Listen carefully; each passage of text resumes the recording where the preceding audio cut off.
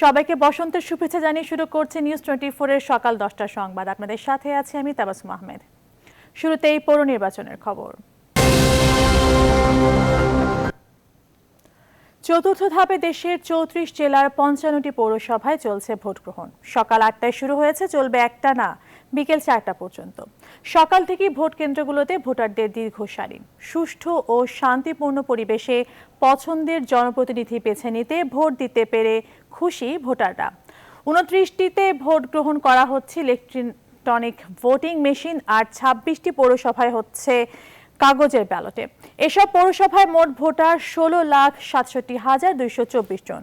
Mayor পদে প্রতিদ্বন্দ্বিতা করছেন 217 জন, সাধারণ কাউন্সিলর পদে 2070 জন এবং সংরক্ষিত কাউন্সিলর পদে 618 জন। মোট ভোট কেন্দ্র 793টি। চতুর্থ ধাপে ভোট হওয়ার কথা থাকলেও মাদারীপুরের কালকিনি এবং নাটোর সদর পৌরসভার নির্বাচন স্থগিত করেছে ইসি। এই নির্বাচনে আইনশৃঙ্খলা রক্ষায় মোবাইল ও স্ট্রাইকিং ফোর্স র্যাবের টিম প্রতিটি পৌরসভায় গড়ে 2 প্লাটুন বিজিবি ও উপকূলীয় এলাকায় প্রতি পৌরসভায় 1 প্লাটুন কোস্টগার্ড মোতায়েন করা হয়েছে। মাঠে রয়েছেন নির্বাহী ও জুডিশিয়াল ম্যাজিস্ট্রেটরাও। এছাড়া কিছু পৌরসভায় নির্বাচন সুষ্ঠু ও নিরপেক্ষ করতে অতিরিক্ত র্যাব ও বিজিবি মোতায়েন করা হয়েছে।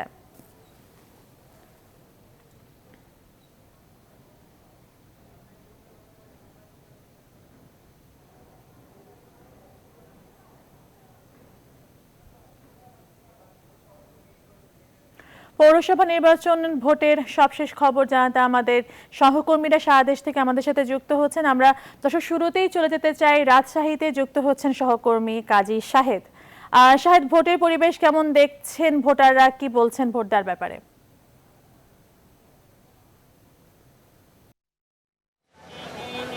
শুভ সকাল তাবাসসুম।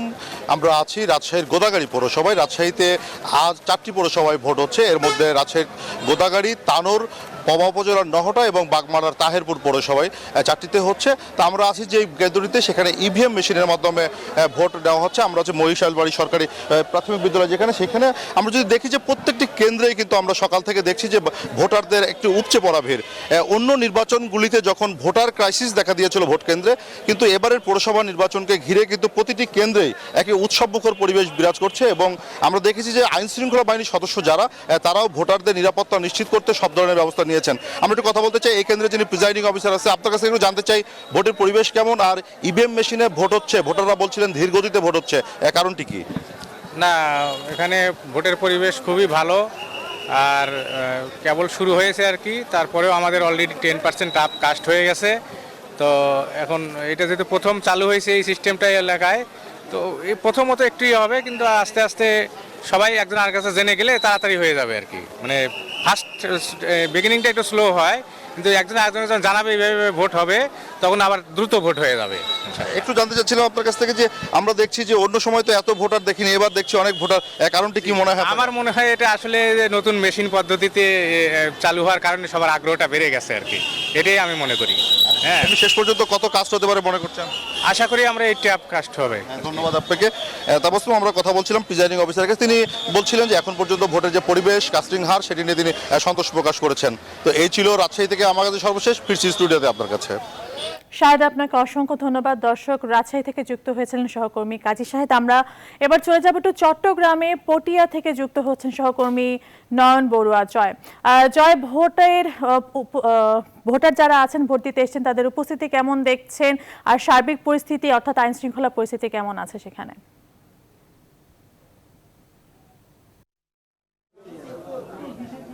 ধন্যবাদ তাবাসসুম আপনাকে। আপনি যথার্থই বলছেন, ভোটারদের উপস্থিতি কিনা আমরা সকাল থেকে দেখছি খুব একটা বেশি, কিন্তু কেন্দ্রে কেন্দ্রে আইন শৃঙ্খলা বাহিনীও খুব একটা সতর্ক অবস্থান রয়েছে। কিন্তু চন্দনাইশের 2টি কেন্দ্রে দুই পক্ষের সংঘর্ষের ঘটনা ঘটেছে। কাউন্সিলর প্রার্থী এমনকি মেয়র প্রার্থীর সমর্থকদের মধ্যে কিন্তু আসলে সংঘর্ষের ঘটনা ঘটেছে। কিন্তু এখন সেই কেন্দ্রগুলোতে কিন্তু চলছে সব মিলে বলা যায়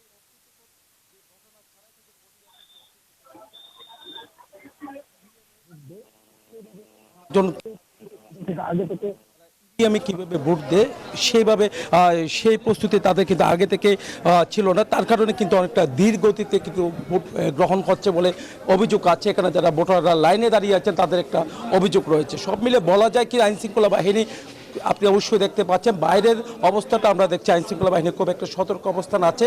আবার কোনো এজেন্ট এই জায়গাতে কিন্তু প্রবেশ করতে দেওয়া হয়নি, এরকমও অভিযোগ রয়েছে কয়েকটি কেন্দ্রে। আপনি যে ভোটের উৎসব, সেই ভোটের উৎসবটা আমরা দেখছি ভোটাররা কিন্তু আছেন, তারা বিভিন্ন কেন্দ্রে সকাল থেকে দীর্ঘ লাইন, আপনি অবশ্যই তাবাসসুম আমরা দেখাতে চাচ্ছি তারা দীর্ঘ লাইনে দাঁড়িয়ে কিন্তু আসলে ভোট দেওয়ার অপেক্ষায় আছেন। আপনি ভোট দিয়েছেন? কথা বলতে হ্যাঁ দিতে পারছি, সুস্থভাবে ভোট হচ্ছে স্যার। কেন্দ্রে গিয়ে আপনার ভোট আপনি দিতে যা দিতে পারছি, ভোট দিতে পারছি। অসুবিধা হয় নাই, অসুবিধা হয় নাই। ধন্যবাদ আপনাকে তাবাসসুম। আপনি অবশ্যই বুঝতে পেরেছেন চট্টগ্রামের পটিয়া উপজেলায় প্রায় 40,000-এর মতো ভোটার রয়েছে। তেমনিভাবে চন্দনেশের যে পৌরসভা রয়েছে সেই পৌরসভায় কিন্তু আমাদের যে তথ্য রয়েছে প্রায় 28,000-এর মতো ভোটার রয়েছে। সাতকানিয়াতেও কিন্তু অনেক ভোটার রয়েছে। সব মিলিয়ে বলা যায় ভোটারদের যে প্রত্যাশা ছিল কিন্তু আসলে সকাল থেকে কিন্তু তারা তাদের পছন্দের প্রার্থীকে ভোট দেওয়ার সেই প্রত্যাশায় কিন্তু তারা অপেক্ষা করছেন। তো এ ছিল আমার এখানকার সর্বশেষ। ফিরে যাচ্ছে স্টুডিওতে তাবাসসুমের কাছে। জি জয়, আপনাকে ধন্যবাদ। আপনি থাকুন, ভোটের খবর সংগ্রহ করতে থাকুন, আমরা আপনার কাছে আবার আসবো প্রয়োজনে দরকার হলে। আমরা এবার তো চলে যেতে চাই লালমনিরহাটে। রেজাউল করিম মানিক যুক্ত হচ্ছেন আমাদের সাথে। মানিক, ভোটের পরিস্থিতি কেমন দেখছেন? 2 ঘন্টা ইতিমধ্যে হয়ে গেছে, ভোটার উপস্থিতি কি আগে থেকে বেড়েছে কিনা?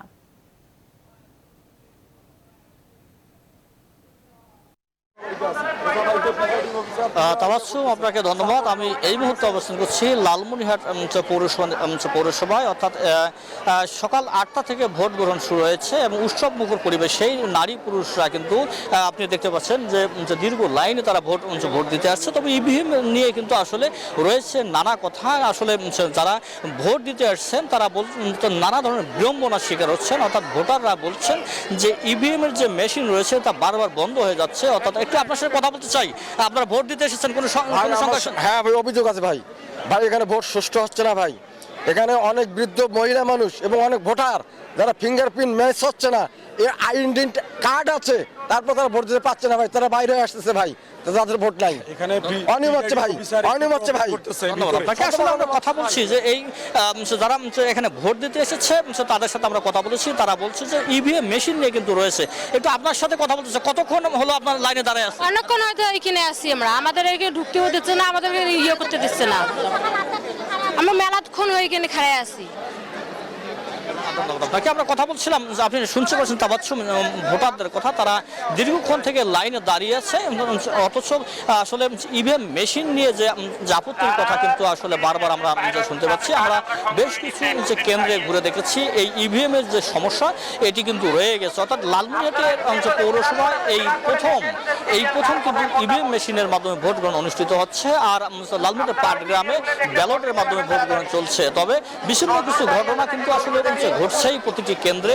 অভিযোগ রয়েছে, পাল্টা অভিযোগ করছে মেয়র প্রার্থীরা। অর্থাৎ বলছে যে তাদের এজেন্ট বের করে দেওয়া হচ্ছে। অর্থাৎ ইভিএম এর ভোট কারচুপিরও অভিযোগ করছেন জাতীয় পার্টির প্রার্থী এবং ধানের শীষের প্রার্থী।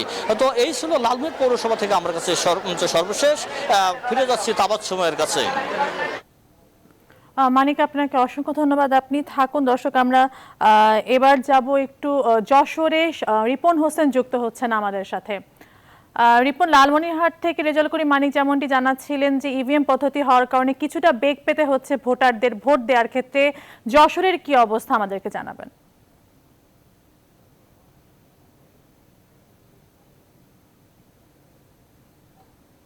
দুইটি পৌরসভায় ভোট গ্রহণ অনুষ্ঠিত হচ্ছে। একটি বাঘারপাড়া, সেখানে ব্যালটের মাধ্যমে ভোট হচ্ছে, এবং যশোরের চৌগাছা যে পৌরসভা রয়েছে সেখানে ইভিএমের মাধ্যমে ভোট গ্রহণ হচ্ছে। লালমনিরহাটে যেমন বলছিলেন যে ইভিএমে বিভিন্ন সমস্যা হচ্ছে, তো তার ব্যতিক্রম যশোরেও না। যশোরে এই চৌগাছার যে ভোট কেন্দ্রটি রয়েছে এখানেও বিভিন্ন সমস্যা হচ্ছে। আপনি ক্যামেরার মাধ্যমে দেখতে পাচ্ছেন যে দীর্ঘ লাইন রয়েছে ভোটারদের এবং উৎসবমুখর পরিবেশে ভোট গ্রহণ অনুষ্ঠিত হচ্ছে। তবে কোনো সংঘর্ষ কিংবা কোনো অপ্রীতিকর ঘটনা খবর আমরা শুনিনি। তবে কিছু অভিযোগ রয়েছে যারা ভোট দিতে আসছেন।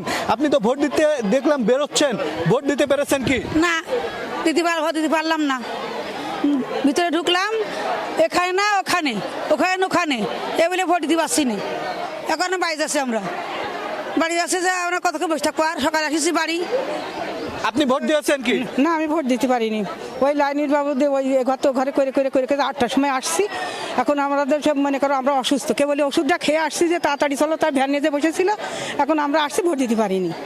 তা কি ধন্যবাদ আপনাকে। আপনি শুনছিলেন যে যারা ভোটের দিতে আসছেন তারা অনেকে ভোট দিতে পারেননি এবং এই কারণে কিন্তু দীর্ঘ লাইন পড়ে রয়েছে।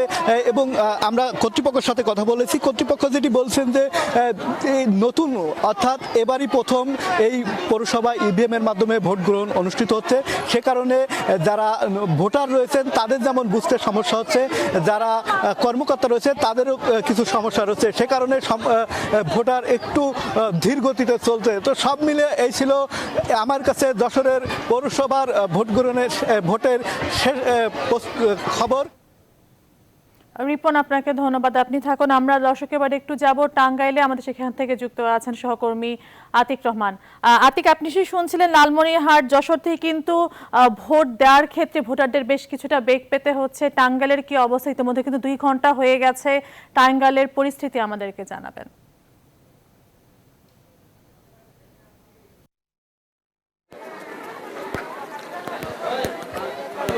ধন্যবাদ তাবাসসুম। আমি রয়েছি গোপালপুর পৌরসভা এলাকায় এবং আপনি লক্ষ্য করে থাকবেন যে আসলে এই ভোটারের উপস্থিতিটি আসলে অনেকটাই কিন্তু যে নারী সংখ্যা তারা কিন্তু বেশি রয়েছে এবং ইভিএম এর মাধ্যমে আসলে ভোট গ্রহণ হচ্ছে।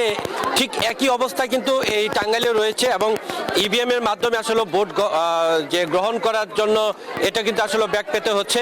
অনেকেই কিন্তু সেই সকাল 7টা থেকে লাইনে দাঁড়িয়ে আছে এবং প্রায় 3 ঘন্টা 4 ঘন্টা কিন্তু এই লাইনে দাঁড়িয়ে থেকেও আসলে ভোটের কক্ষ পর্যন্ত কিন্তু পৌঁছাতে পারেনি এবং টাঙ্গাইলে কিন্তু 2টি পৌরসভাতে ভোট গ্রহণ হচ্ছে। আমরা সকাল থেকে বিভিন্ন কেন্দ্রে আসলে খবর নিয়েছি যে উৎসবমুখর পরিবেশে আসলে ভোট হচ্ছে। তবে কিছু কেন্দ্র অর্থাৎ গোপালপুর কিছু কেন্দ্র বিএনপি প্রার্থী এবং যে বিদ্রোহী প্রার্থী তারা কিন্তু অভিযোগ করেছেন যে আসলে কেন্দ্র থেকে এজেন্ট বের করে দেওয়ার কিন্তু কয়েকজন অভিযোগ করেছেন। তারপর আইন শৃঙ্খলা বাহিনী যারা নির্বাচন কমিশনার রয়েছেন তারা কিন্তু আসলে সেখানে যে পরিবেশ আসলে অনেকটাই শান্ত করেছেন।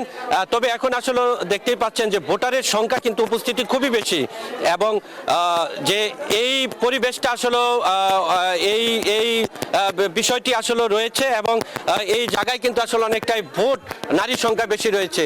তো সব মিলে এই ছিল তাবাসসুম আমার কাছে সর্বশেষ গোপালপুর পৌরসভা থেকে। আতিক, আপনাকে ধন্যবাদ, আপনি থাকুন। দর্শক, আমরা আবার একটু বাগেরহাটে যাব। ইমন চৌধুরী যুক্ত আছেন আমাদের সাথে। ইমন, বাগেরহাটের ভোটের কি অবস্থা এই মুহূর্তে? আইন শৃঙ্খলা পরিস্থিতি বা কেমন আছে সেখানে? আসলে আমার সহকর্মীরা যেমনটি জানিয়েছেন যে অনেক জায়গায় প্রথম ইভিএম এ ভোট হচ্ছে। তো সেই ক্ষেত্রে আমাদের এই বাগেরহাটের পৌরসভায় প্রথমবারের মতো ইভিএম এ ভোট হচ্ছে। তবে আমি যেটি দেখতে পাচ্ছি ভোট কেন্দ্রে আসলে নারীদের উপস্থিতি অনেকটাই আমরা লক্ষ্য করতে পারছি। আমরা দেখতে পাচ্ছি নারীরা অনেকক্ষণ দাঁড়িয়ে আছেন, ভোট দিচ্ছেন। আমরা একটু আপনার সাথে একটু কথা বলতে চাই, আসলে ভোটের পরিস্থিতি কি দেখছেন এবং কতক্ষণ ধরে লাইনে দাঁড়িয়ে আছেন?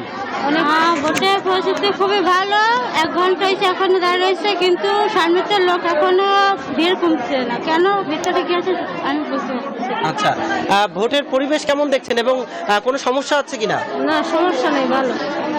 আচ্ছা, শুনছিলেন আপনি আসলে ভোটের পরিস্থিতি অনেকটাই ভালো ছিল। আপনাকে আমি একটু জানিয়ে রাখি, সেটি হচ্ছে এই বাগেরহাট পৌরসভায় আপনার 38,200 ভোটার রয়েছে এবং 28 জন প্রার্থী আছে। তার মধ্যে 20 জন হচ্ছে সাধারণ কাউন্সিলর, 6 জন সংরক্ষিত এবং 2 জন মেয়র প্রার্থী। তবে বিএনপির প্রার্থী যেটি জানিয়েছেন যে তাদের 2টি কেন্দ্র থেকে তাদেরকে এজেন্ট বের করে দেওয়া হয়েছে এবং সার্বিক পরিস্থিতি এই ছিল আমার কাছে সর্বশেষ। ইমন, আপনাকে ধন্যবাদ, আপনি থাকুন। দর্শক, আমরা সবশেষ চলে যেতে চাই নেত্রকোনা থেকে যুক্ত আছেন সহকর্মী সোহান আহমেদ। সোহান, নেত্রকোনার ভোটের পরিস্থিতি কেমন দেখছেন? ভোটাররা কি বলছেন? ঠিকমতো তারা ভোট দিতে পারছেন কিনা সেখানে?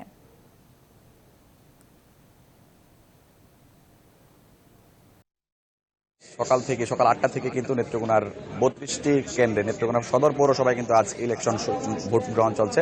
ইভিএম পদ্ধতিতে কিন্তু ভোট চলছে। আর প্রথমে যদি আমি জানাই যে আইন শৃঙ্খলা পরিস্থিতির আসলে খুবই চমৎকার পরিবেশে কিন্তু আসলে ভোট গ্রহণ অনুষ্ঠিত হচ্ছে। আর প্রত্যেকটি কেন্দ্রে কিন্তু আসলে পুলিশ প্রশাসন, জেলা নির্বাচন অফিসার এবং জেলা প্রশাসক তারা কিন্তু আসলে প্রত্যেকটি কেন্দ্রে যাচ্ছেন এবং কেন্দ্রের ভোটার কেমন আছেন, ভোটার কিন্তু আসলে সকাল থেকেই উপস্থিতি ভালোই লক্ষ্য করা যাচ্ছে। প্রত্যেকটি কেন্দ্রে কিন্তু আসলে যথেষ্ট পরিমাণ ভোটার আসছেন এবং তবে ভোট কিছুটা আসলে মানে কম হচ্ছে, কারণ কিছুটা স্লোলি আসলে যেহেতু ইভিএম এ ভোট হচ্ছে সেই জন্য কিন্তু আসলে কিছুটা স্লোলি ভোট হচ্ছে। আমি কিন্তু আমার সাথে আছেন এই মুহূর্তে যে নেত্রকোনা জেলা রিটার্নিং কর্মকর্তা আব্দুল লতিফ শেখ। আমি তার সাথে কথা বলবো যে আসলে নেত্রকোনার কি অবস্থা, সার্বিক পরিস্থিতিটা কেমন আছে নেত্রকোনায়। ধন্যবাদ আপনাকে। আপনারা ইতিমধ্যে দেখেছেন যে আমাদের নেত্রকোনা যে পৌরসভা 32টি কেন্দ্রে সুষ্ঠুভাবে শান্তিপূর্ণভাবে ভোট অনুষ্ঠিত হচ্ছে, কোথাও কোনো অপ্রীতিকর কোনো ঘটনা ঘটেনি এবং আমাদের যে আইন শৃঙ্খলা বাহিনী আছে, নির্বাহী ম্যাজিস্ট্রেট, জুডিশিয়াল ম্যাজিস্ট্রেট এবং নির্বাচন কমিশন কর্তৃক যে আমাদের নিয়োগ বল দেওয়া আছে সেগুলো সবাই অ্যাক্টিভ আছে। বিভিন্ন কেন্দ্রে আমরা পর্যবেক্ষণ করছি, কোথাও থেকে কোনো অভিযোগ বা কোনো অপ্রীতিকর কোনো ঘটনার খবর পাওয়া যায়নি। ধন্যবাদ আপনাকে। যে আসলে শুনতেই পাচ্ছিলেন যে এখন পর্যন্ত কিন্তু কোনো রকম কোনো অপ্রীতিকর ঘটনার খবর কিন্তু আমরা পাইনি। আর শেষ পর্যন্ত কিন্তু আসলে এই শান্তিপূর্ণ পরিবেশে ভোট গ্রহণ শেষ হবে এমনটা কিন্তু আসলে প্রত্যাশা করছেন এই এলাকার সাধারণ ভোটাররা। সোহান, আপনাকে ধন্যবাদ। দর্শক, 55 পৌরসভার নির্বাচনের ভোট চলছে। আজকে সবশেষ খবর জানাতে বিভিন্ন জেলা থেকে যুক্ত হয়েছেন আমাদের সহকর্মীরা। এবার বসন্ত বরণ ও ভালোবাসা দিবস উদযাপনের খবর। চট্টগ্রামের নানা আয়োজনে পালিত হচ্ছে বসন্ত উৎসব, সেই সাথে মিশেছে ভালোবাসা দিবসের আমেজ। সবশেষ খবর জানাতে যুক্ত হচ্ছেন সহকর্মী শেখ জায়েদ। বসন্ত বরণ উৎসবের কেমন আয়োজন চলছে চট্টগ্রামে, সে সাথে ভালোবাসা দিবসের বা কি আয়োজন করা হয়েছে সেখানে?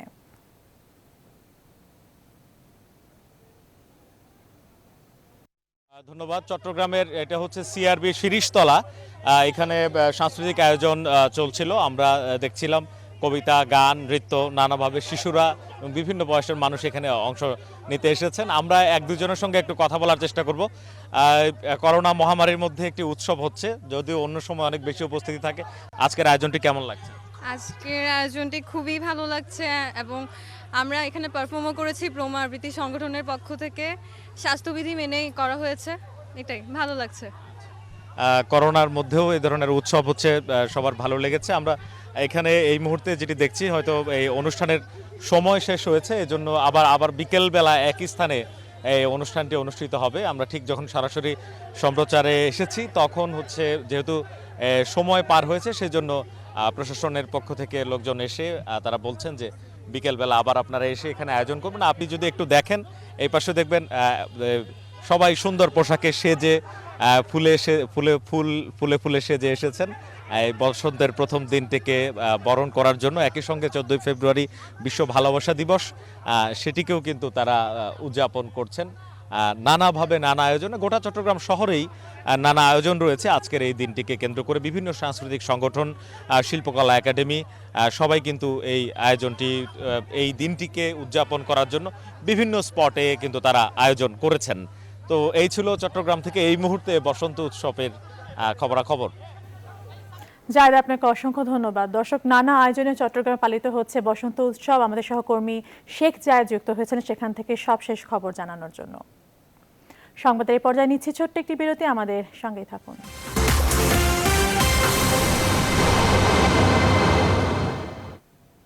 আর একবার স্বাগত, দেখছেন নিউজ 24 সকাল 10টার সংবাদ।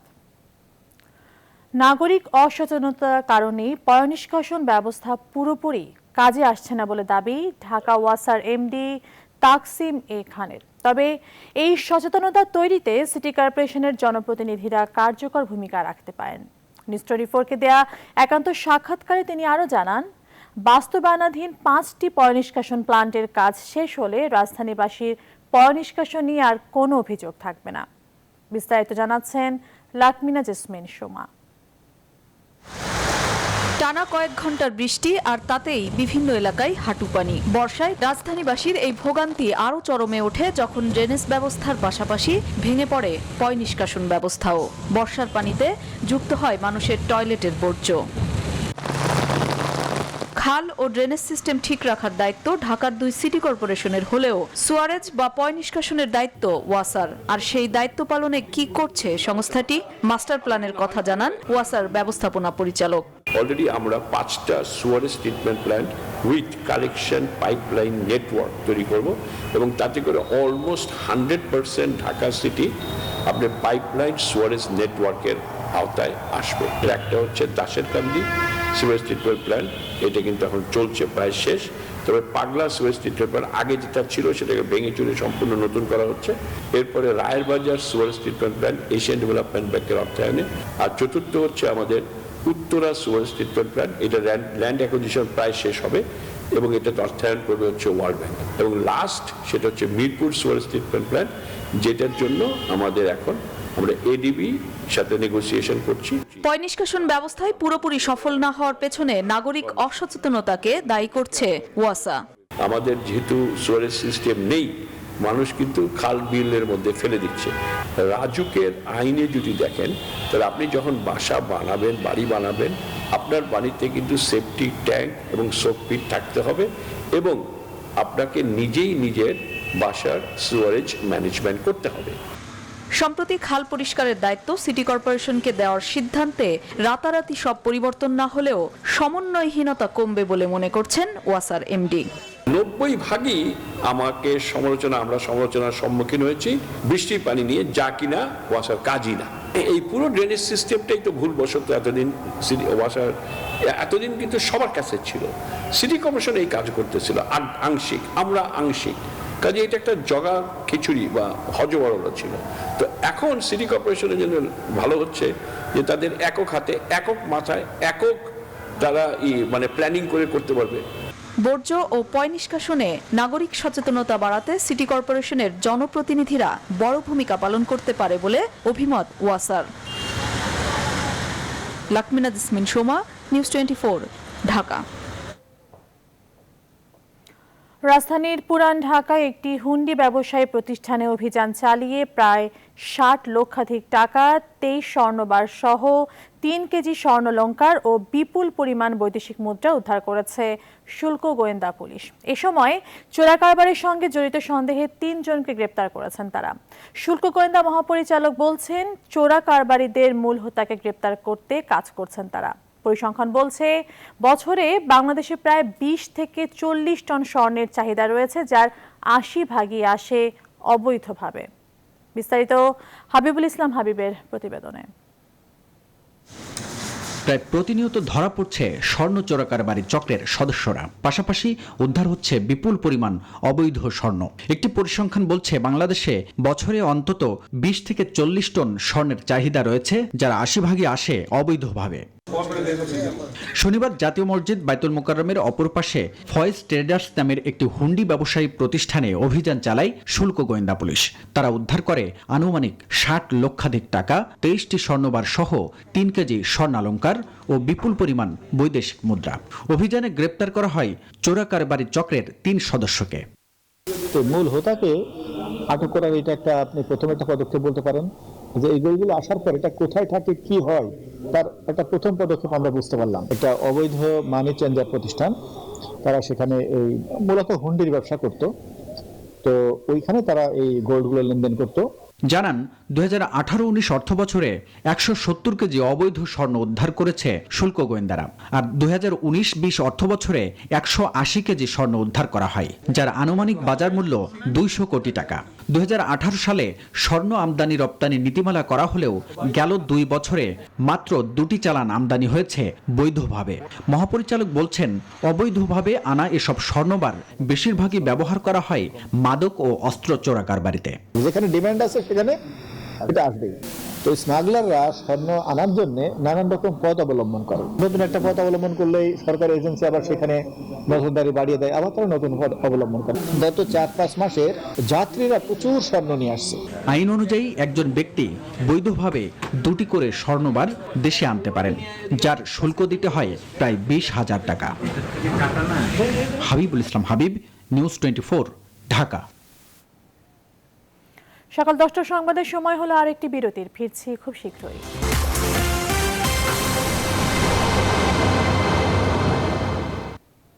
আরও একবার স্বাগত, দেখছেন নিউজ 24 সকাল 10টার সংবাদ। এবার আন্তর্জাতিক প্রসঙ্গ। দ্বিতীয়বারও অভিশংসিত হওয়া থেকে বেঁচে গেলেন ডোনাল্ড ট্রাম্প।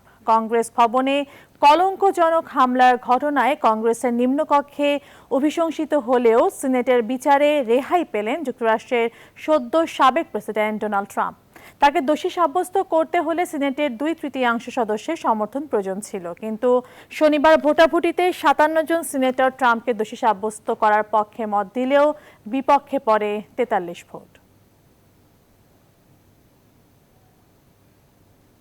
নিচ্ছি আরেকটি বিরতি, ফিরছি খুব শীঘ্রই।